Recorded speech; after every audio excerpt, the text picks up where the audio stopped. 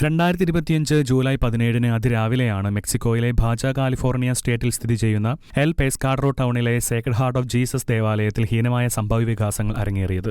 ഒരു കൂട്ടം ആക്രമണകാരികൾ ദേവാലയത്തിലേക്ക് അതിക്രമിച്ചു കയറുകയും നാശനഷ്ടങ്ങൾ വരുത്തിവെക്കുകയും ദേവാലയം അശുദ്ധമാക്കുകയും ചെയ്തു. വിശുദ്ധരുടെ രൂപങ്ങളും ക്രൂശിത രൂപവും തകർക്കുകയും തിരുവോസ്തി സൂക്ഷിക്കപ്പെടുന്ന ഏറ്റവും പൂജ്യമായിട്ടുള്ള സക്രാരി കുത്തിപ്പൊളിച്ച് അശുദ്ധമാക്കുകയും യേശുക്രിസ്തു സന്നിഹിതനായിരിക്കുന്ന തിരുവോസ്തികൾ തറയിലും മറ്റുമായി ചിതറിച്ചിടുകയും ചെയ്തിരുന്നു. ഇത്തരത്തിലുള്ള ആക്രമണ ഉദ്ദേശം മോഷണശ്രമമല്ല, പിന്നെയോ കരുതിക്കൂട്ടിയുള്ള അതിക്രമമാണ് എന്നാണ് അധികൃതർ വ്യക്തമാക്കുന്നത്. സേക്രഡ് ഹാർട്ട് ഓഫ് ജീസസ് ഇടവക ദേവാലയത്തിന്റെ വികാരിയായി സേവനം ചെയ്യുന്ന ഫാദർ റൗൾ വിൻസെന്റ് സാൻഡി സ്റ്റിബാനിന്റെ നിരീക്ഷണത്തിൽ സംഘം ചേർന്നു വന്ന ആക്രമികൾ കാസയും പേലാസയും കുസ്തോദികളും അടങ്ങുന്ന വിശുദ്ധ പാത്രങ്ങളും സക്രാരിയും അശുദ്ധമാക്കുകയും കുരിശ് ഉൾപ്പെടെയുള്ള തിരുസ്വരൂപങ്ങൾ നശിപ്പിക്കുകയും ചെയ്തു. പണസംബന്ധിയായ ആവശ്യങ്ങൾക്ക് വേണ്ടിയല്ല ഈ അതിക്രമങ്ങൾ നടത്തിയതെന്നും കരുതികൂട്ടിയ ഹീനകൃത്യമാണിതെന്നും ഇടവക വികാരി അഭിപ്രായപ്പെട്ടു. ദേവാലയത്തെ അശുദ്ധമാക്കിയതിനെ ചൊല്ലി മെക്സിക്കോയിലെ ലാപ്പാസ് രൂപത ശക്തമായി പ്രതികരിച്ചു. പ്രസ്തുത പ്രവൃത്തി കത്തോലിക്ക വിശ്വാസികളുടെ വിശ്വാസത്തിനേറ്റ മുറിവാണെന്നും സനാതന രാജാവായ യേശുക്രിസ്തുവിന്റെ മഹത്വത്തിനെതിരായുള്ള പ്രസ്തുത അതിക്രമങ്ങൾ ക്രൈസ്തവ വിശ്വാസത്തിനേറ്റ ഏറ്റവും അപമാനകരമായ പ്രവൃത്തിയെന്നും സഭ കുറ്റപ്പെടുത്തി. കോഡ് ഓഫ് കാനൻ ലോ 1367 ഉദ്ധരിച്ചാണ് രൂപത അതിക്രമത്തെ വിലയിരുത്തിയത്.